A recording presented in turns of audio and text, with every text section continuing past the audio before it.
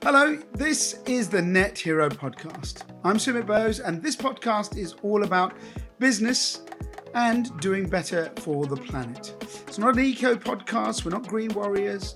We believe that business is good and business will make the difference, but it's about holding businesses to account.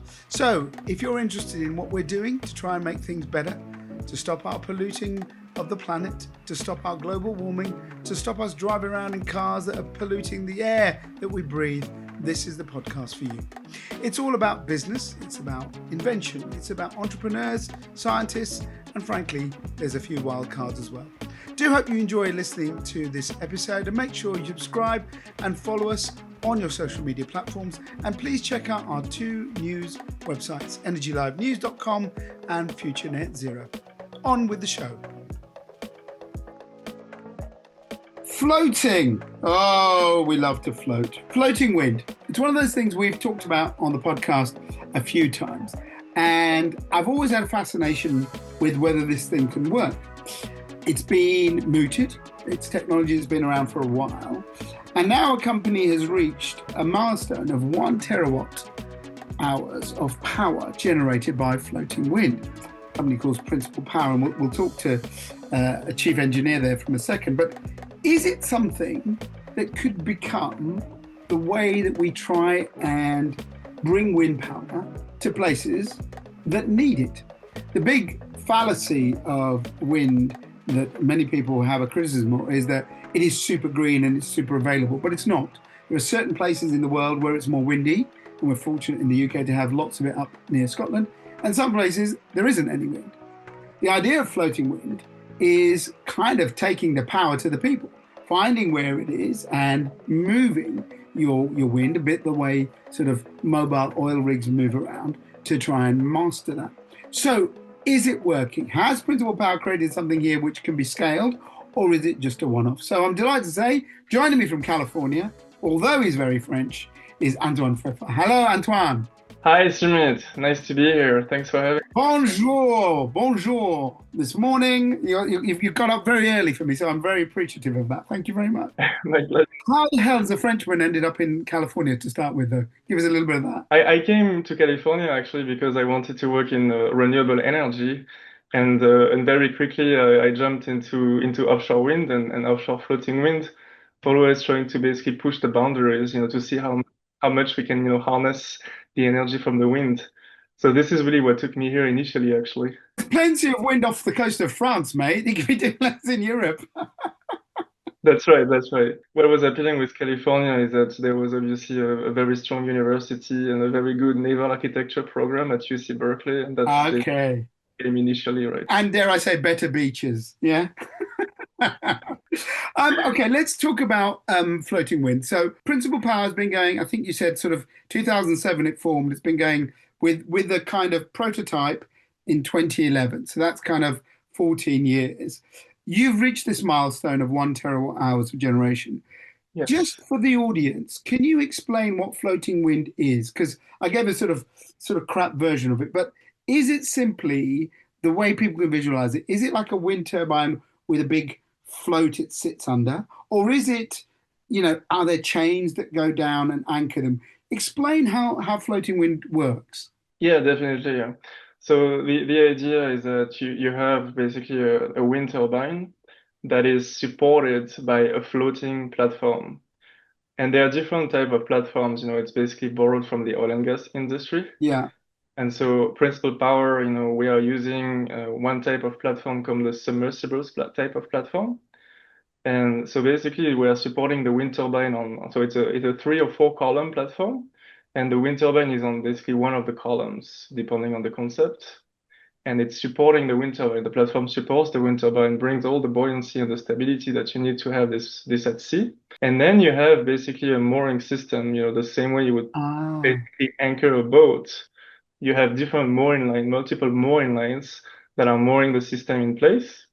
And it keeps it basically in position during the entire lifetime of a project, the wind farm for typically 25 or 30 years. So if we describe it, people can think of an oil rig, right? It's kind of a platform like that. How big are these things? Kind of like Are they like hundreds of meters? Are they size of a football field? How big is the actual platform? Yeah, I mean the turbine itself is very big, you know. So currently, you know, we're working on concepts that are at 15 to 20 megawatts.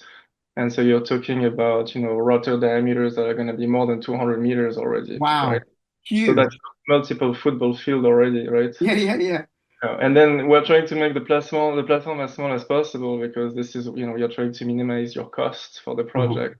So the platforms are a bit smaller, obviously, right? But they are in the 20 to 30 meter height type of range. And then in Wow. terms of footprint, you're talking 50 to 60 meters, maybe a little bit more, depending on the turbine that you're trying to support, right? So these are really big bits of infrastructure. Yeah, these are really massive systems overall when you look at what's coming. And this is also, you know, when you look at where the wind turbine manufacturers are going, Yeah. we're talking about now 20, 25 megawatt turbines. So we're getting into rotor sizes that are actually in the 300 meter range now. Wow. So the platforms obviously will have to scale up a little bit. So now, you know, we can expect to be in the 80 to 100 meter range in terms of footprint of the platform. Hmm. Column size would be probably around 30 meters anyway. It doesn't change that much, but diameters would probably increase as well a little bit. So, you know, we're talking 15 to 20 meters of diameter. So yeah, in the end, those are really massive, massive systems that we're installing here to harness the wind. Are they the sort of size people could visualize an oil rig, right? They see are they as big as that or a bit smaller than an oil rig you'd normally see? They are actually smaller than an oil rig, right? Right. Yeah. Yeah, an oil rig will be actually slightly bigger because they need to be extremely stable to be able to Yeah, extract yeah, the hydrocarbons, right, from the seabed. So they need actually a little bit more mass and a little bit more footprint, typically in bigger columns, right? yeah. So they are a little bit smaller. That's the idea here. Yes. How do they float? What's inside them? It's just like bags of air, or how do you keep them floating? Oh, it's basically, you know, we're using the principle of Archimedes, right? So you have a certain amount of buoyancy versus a certain amount of weight. And to be able to make them float, they basically they have, you know, steel. They are made out of steel. Yeah. They could also be made out of concrete or other materials. But we also have water in the columns. We have ballast water in the That's what I was going to say, right? You have ballast, yeah? bringing down, obviously, right? Yeah. You describe it very well that people can visualize a boat, right? So imagine it's like you need the anchors, right? And you drop the anchors. But a boat moves, right? It anchors for a bit and it moves on. Yeah. So one of the things that people talk about whole and not just your area, and I'll talk about floating wind specifically, but most people can understand what offshore wind can bring and they can see the power generation.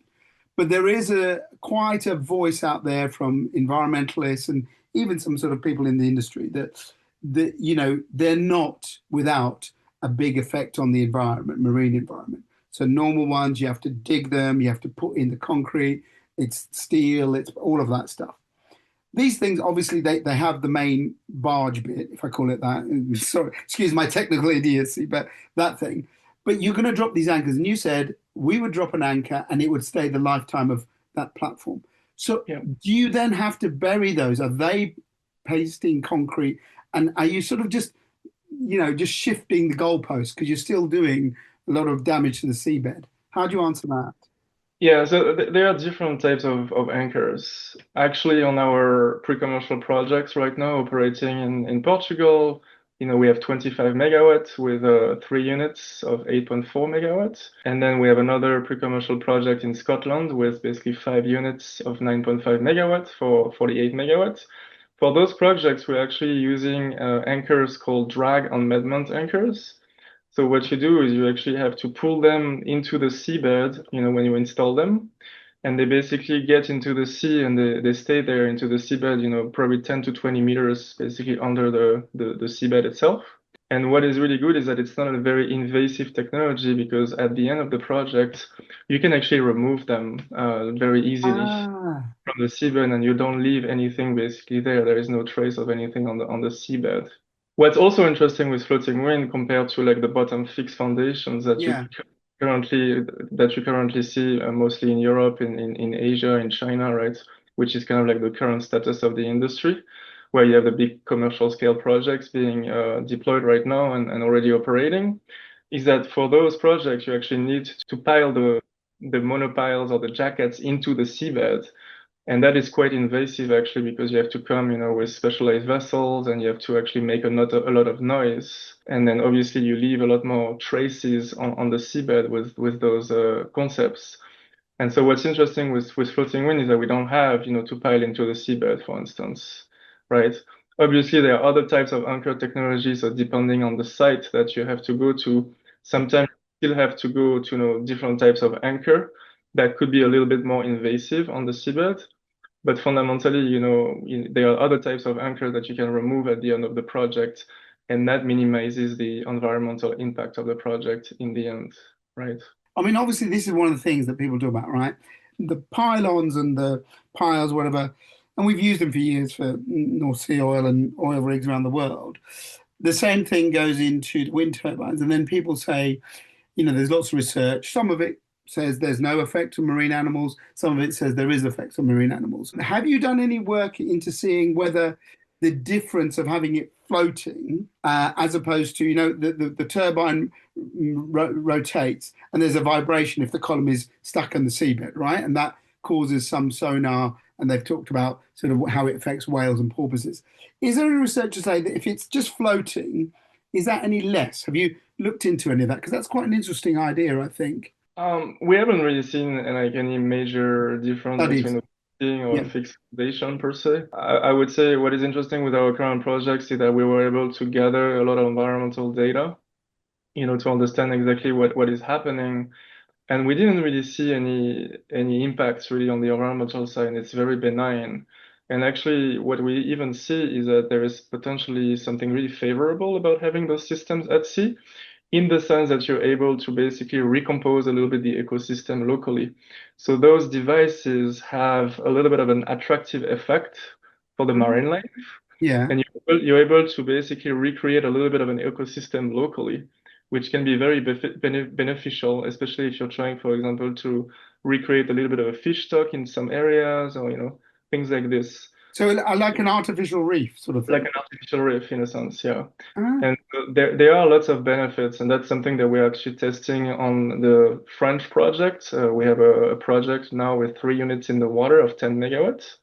And for those projects, we use actually what we call biohuts, where we basically put very small fish into cages that are attached to the platforms. And with that, basically, we're able to attract the bigger fish. And then over time, it actually creates, overall an ecosystem locally of fish and wildlife and fauna. And that's really interesting. It seems for, it's actually in a kind of like a protected area, like a marine sanctuary in France. And they are very interested to see the results of that research. So I guess the bottom line is that there are potentially also very favorable effects of having those systems at sea, for the ecosystems. what is the point of floating wind? I said in the intro that it's been something people have talked about, but it's never really scaled. Now, you've reached a good milestone here. A lot of people say it's too expensive. A lot of people say that actually, as it works, really, are they going to live as long? They're going to have the same lifespan as, a big wind farm that you stick out in the sea and then, 30, 40 years. So looking at the work you've done over the last kind of 10, 15 years, let's ask a couple of those questions. What is the point of it floating? Because you could say, as I said, weather patterns are kind of set, although things are changing, obviously, but you kind of know where winds are. Is it true that these can be moved? Or are they, from what you're saying, all you're doing is you're just building them further out so you can get away from the shore? Yeah, I mean, I think the big picture is that overall, it's floating offshore wind is the next generation of offshore wind, right? And it's a very big opportunity for the world to create some very large capital commercial projects to be able to supply clean and affordable energy for the public, right? And it's really a very strong value proposition in response to, I think, what we see in the world currently with the electrification of transportation, the Yeah. electrification of heating, and obviously the growth of data center, around AI.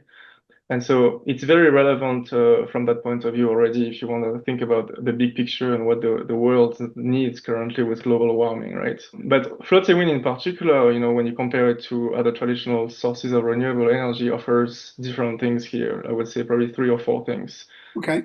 The first one is you're able to go much deeper in terms of water depth into areas that are Ah. not accessible currently with the current sort of bottom fixed technology, right? Sorry to interrupt. What's the advantage of that by going deeper? So there are two advantages on that, right? The first one is when you go there, you usually have access to a better wind resource, so more consistent wind, less turbulence, which is good for the systems, and obviously higher wind speeds.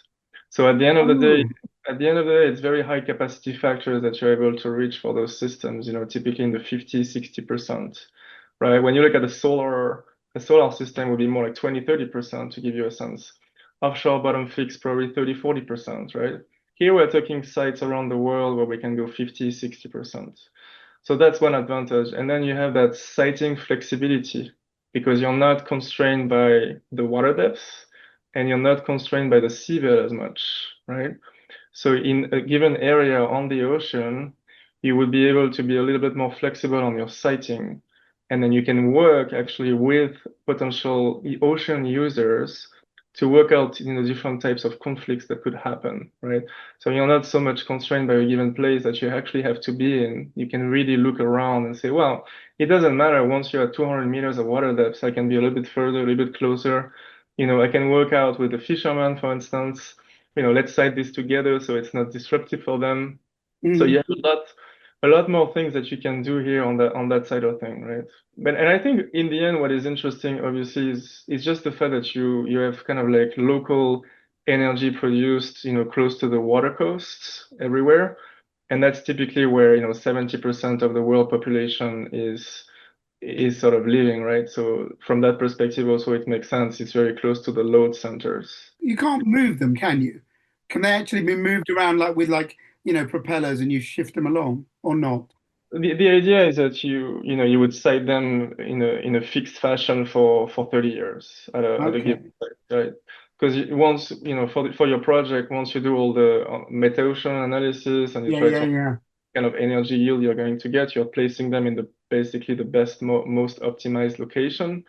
So there is no reason for you to move them fundamentally, but you could move them and what happens sometimes is that if something, breaks offshore on the turbine, for instance, or you can expect to have like what you call a large corrective operation. And for those operations, you can sometimes actually disconnect your units and bring them back to shore Ah. or and then fix those things onshore at a port facility, right? So there is always that possibility as well, right? If you really need to. So the main advantages are, and correct me if I've got this wrong. One, you Yeah. can go in deeper water where you get more stable wind. Yeah. Two, the fact that these things are floating, they should have hopefully less of a damaging footprint in the seabed. And then they can be decoupled or whatever. And if you need to do the repairs, instead of being in major seas, that they can be brought back. So Yes. if you look at all of this, how much of this is a crossover from lessons you've learned from the oil and gas industry? There are differences between the two industries. Obviously, what we are doing here is trying to get synergies between two very established industries, the oil and gas and the Yeah. wind energy industry, right? And we work with any turbine that is on the market, and we basically design the floater for that turbine. Very high capacity turbines, the biggest and the largest turbine that you can find on the market currently, right? But in terms of the difference with oil and gas is that, and actually it's interesting that we talk about this. Because people are talking about reskilling oil and gas people, isn't it, to move Yeah. them into green energy? But the big difference with oil and gas is that typically you do a one-off design. It's only going to be one oil rig that you're going to design for a certain project. Yeah. And that's about it. Here, floating wind, the main difference is that, that's something you would do when you're at the prototype stage, you only have one unit. But we're already seeing projects with 3, 5 units. And obviously, when you go to commercial scale projects, you start having different problems around industrialization because now you need to basically design one, but you actually need to fabricate 50 or 30 units depending on the size of the project. And that's very much where it differentiates. It's differentiated from the oil and gas at that point, because oil and gas is really just one, right, really just one. Yeah, So, in terms of how we can visualize this again, because sorry, we don't have any pictures on this podcast, but it, you got the platform and you said you could have, is it one turbine or you could have up to four turbines because they're big things because they they don't want to be snapping into each other. How many can you get onto one platform? You would put one on one platform, one per platform. So it's one turbine per platform. Okay, Absolutely. and they're really big, etc. Right? Yeah, They're very big. Yeah, yeah. So you see a normal offshore wind farm, and we see 20, 30, 40 of these, right? They may be smaller, obviously. So is the advantage of floating wind is that you can have these things, they'll be bigger, more efficient, so you need less of them, number one. And two, you can space them out so that you're not having this kind of big disruption of the seabed all over the place. Yeah, that's the idea. So you're much more flexible on how you want to site in general. So, you can put units basically in the best way to pay attention to the ocean user conflicts, but also in terms of maximum energy generation, right? And then, yeah, I mean, basically, what we're working on right now, with a lot of fabricators around the world, is to understand how we can basically industrialize our design. So there are lots of lessons learned from the current operating projects. Yeah, And we're trying to, because we did three, we did five, so we already had access to like detailed design, if you want, fabrication schedules, and we try to understand how can we reduce the fabrication cost, how can we reduce the fabrication schedule to basically match the bottom fixed foundation industry currently, the current state of the industry, because this is where we need to be able to deploy a very large commercial project, Summit, 500 megawatt, let's say in 2 to 3 years. yeah, yeah. You will need to accelerate sort of the whole project execution plan, the whole delivery process for the units, in terms of fabrication, in terms of installation. So this is what we are working on right now so that we can be ready for that large scale commercial project, which is kind of like the next big step for the industry currently, right? Everybody is really working on that. I mean, at least companies like Principal Power who have a certain amount of steel in the water, like meaning pre-commercial projects, multiple Yeah, yeah, units, and yeah. we're all working on trying to get from 0 to 1, which is really like, okay, let's have now a big commercial farm. We're talking 3, 4, 5 billion dollars capital, for those projects. So it's, very different scale. And we are learning a lot from what we are seeing right now with the 3 or 5 unit projects, right? In terms of, oh, what could really go wrong? Are those things going to be able to last for 25 years or 30 years? What do we need to change in the design? What can be improved? How do we look at our numerical models? Can we validate them a little bit more? Basically what could really go wrong, because you can imagine that when something goes wrong with one unit, okay, that's okay, you can go and fix it. But when Mm. you've got 40 and they all have the same problem, that becomes a very, very large headache, right? So that's a little bit where we are right now to give you a sense. The platforms themselves, right? Do they have to be made like from scratch, or are they things that you can take from the oil and gas industry and sort of retrofit? I mean, when you look at the design and like the kind of fabrication method, it's very much borrowed from the oil and gas industry and the maritime industry. Right. Yeah. So we're following very similar concepts instead of how we actually put the steel together, what the design looks like. So, it's basically a combination of different things. Typically it's like panels, like flat panels, and you stiffen the panels. So you have stiffeners and girders, and and from there you can start basically doing what you call block fabrication. So you fabricate your block, and you do it in a very modular manner so that basically they can be assembled very quickly, in a yard, right? But it's very much, that's what they do, for example, when they build a ship, you have different, Yeah. they Yeah. build Yeah. Yeah. I've seen that. Yeah. here, Yeah. they put it together, right? So it's very much, using a little bit of the same fabrication technique. But obviously here the main difference with oil and gas is that you need to do multiple units, so you design it one time, but you need to fabricate multiple units in a very automated way. So, the automation is going to become key for those very large projects so we can reduce the fabrication schedules. This is probably a stupid question, but the sea is rough, right? So this thing's floating. God help us, but you get a big hurricane, you get a big storm. How can they stay up? Do they stay up? How have you tested it? You've seen videos of like buses and trains being tilted to degrees. How many degrees can this thing handle before it capsizes? Yeah, no, it's a great question. Like we actually have really good videos of those I need to platforms. see these. Yeah. Scotland, I invite everybody to go to our website. But yeah, fundamentally, we have proven the fact that those units can operate actually in very harsh environments and can also survive the very, very large storms, right? So we had Wow. In some places like Scotland, we have had, waves of up to 20 meters, wind speeds of 200 kilometer per hour plus. Wow. Yeah, and what you do in those conditions, obviously, that at some point you can't operate anymore. So the systems are designed to operate pretty far in terms of wave height and wind speeds, but there is a certain threshold where basically you want to protect the system. So what you do is you actually shut down the turbine and you park it for some time, and then for 2 or 3 hours the storm passes, and then you basically resume operation. What sort of angle can it go down to? And has, I hope it hasn't, but has any of them collapsed and capsized or not? No, no, no. They are designed to a certain angle, basically. But what we have also with principal power is we have a bit of a differentiator because we basically move water from column to column to be able to keep the tower vertical, right? Okay. And so during operation, the tower is actually very vertical because we can pump water from column to column. So the actual floating bit can be moving, but the column Yeah. stays upright. Exactly, yeah. So it's just, how you change the distribution of water in the columns to compensate for the force that you see at the wind turbine level. Because I suppose the problem is when people would think if you're going further out to sea, the waves are bigger, the wind is harsher, so the storm factor will be huge for these if they scale up. Yes, absolutely, yeah. And so that's one of the things that you need to make sure is going to work on your system, right? Because when you go again to those large scale commercial projects, if everything, is breaking after one storm, after Yeah, 2 years, yeah.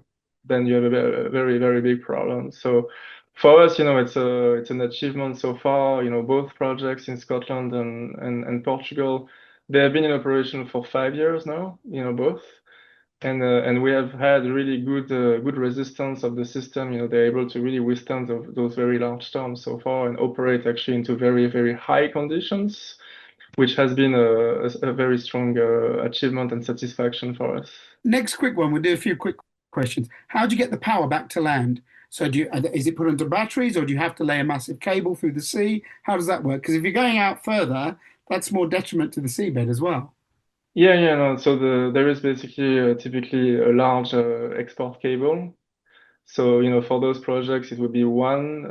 When you start talking about bigger projects, you probably have multiple cables just so that you have also a bit of redundancy in the system. And then the units themselves are interconnected also with a dynamic cable. So that's basically an electrical cable that is able to move slightly because the units are going to be moving a little bit depending on the wind, on the wave, on the current conditions that they experience, right? But basically you have a whole electrical infrastructure at sea with interarray cables between the units and then one export cable. When you go to a big project also, you need to have an offshore substation, right? Because you have so much capacity that if you don't Yeah. want to lose any electricity, transmitting from the wind farm to the shore, you want to have basically a possibility to use a transformer and to ramp up a little bit the voltage so that you minimize the losses during that transmission. So there will be some infrastructure with these things then as well. There will be a bit of infrastructure, of course. Right. Yes.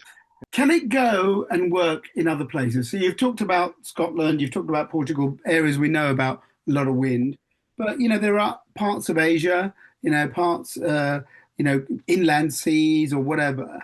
Is there a way that this can be something that could work around the world, or can it only work in those areas that we already have an established wind industry? I mean, my answer to that is wherever the water depth becomes more than 60 meters or so, and you have good wind conditions, and it makes sense to actually site a project because there is demand for Demand, yeah, yeah.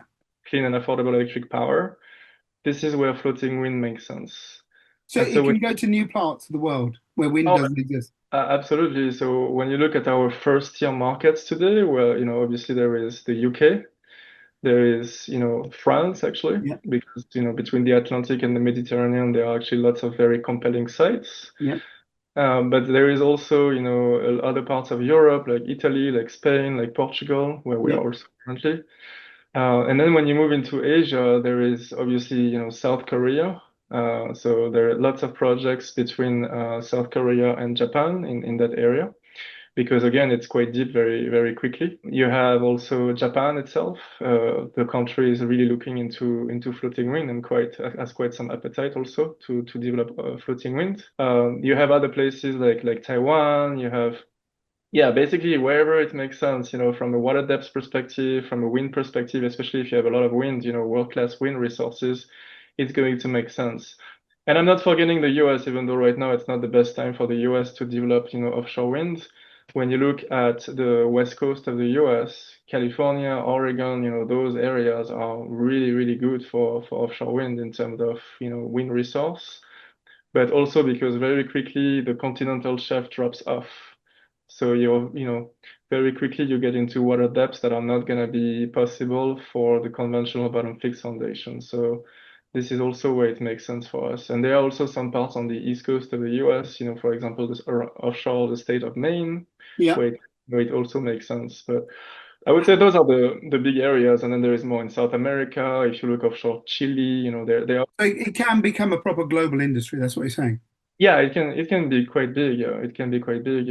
I mean, we hope that the industry will continue. It's a bit of a lull right now with Yeah, the current sort of economic context, in the world. Let's be honest, but I think the opportunity is just so good that I think it's going to ramp up, after we see a little bit of a better socio-economic context. At least of that's course. that's, that's our hope. A couple of quick last ones. What about cost? How much is it compared to build one of these things compared to the traditional fixed ones that we see offshore? Yeah, I mean, what is interesting is that it's usually a little bit more expensive to install a bottom fixed foundation Ah, because you need to bring specialized vessels, jackup vessels yeah, yeah, offshore. yeah, yeah. Whereas for us, what we do is everything, all the assembly and the turbine erection can be done at quayside in a port facility. And you just float it out there. Exactly right. Ah, And okay. I assume you've got some very big boats to pull it. right, right. So if you look a little at the economics, there is basically a compensating effect where it's probably a little bit more expensive on the platform side because you have probably a little bit more steel than just if you have a monopile. Got you. But then on the installation side, it's actually more expensive on the other side. So in the So you're end, saving costs. Yeah. sort of Yeah. compensates it. Obviously, it depends on the project, but that's what we have seen. How long have you been with Principal Power yourself? I've been with them for actually since 2009, so 16 years now. 16 years. So you've seen this industry grow up now, yeah? I've seen it from the beginning. Yeah, I've been very fortunate. You're still a very young man, so you're very good on that. So Yeah, let's go forward. Let's go forward 15 years, right? So 2040, will we see floating wind start to dig into the wind market, or will it run alongside what we've got already? so you're asking like, what do you think is gonna happen in 2040? Yeah, yeah. If you say the technology, and I can see the benefits of it, if you can start to get the scale, would it be something you think people will go, actually, I'm going to invest in that rather than the traditional fixed wind turbines at sea? Yeah, I mean, I think what we're going to see is that, in the 2030s, there will be commercial scale floating wind projects installed around the world in those very compelling areas where you have world-class wind resource, right? So I'm pretty sure they will see eventually some gigawatts of Yeah. floating wind installed, right? But it will take time, obviously, for this industry to become a massive opportunity, right? So I think this is where my thoughts are going right now. I think it has been a little bit slower than it should be, to be Yeah. honest. But I do think that between 2030s and up to the 40s, we will be in a situation where we see basically large scale projects and I'm saying this because I see basically a very strong will of governments around the world, especially Hmm. the UK, Yeah. France, and South Korea, to actually move forward with those floating projects, right?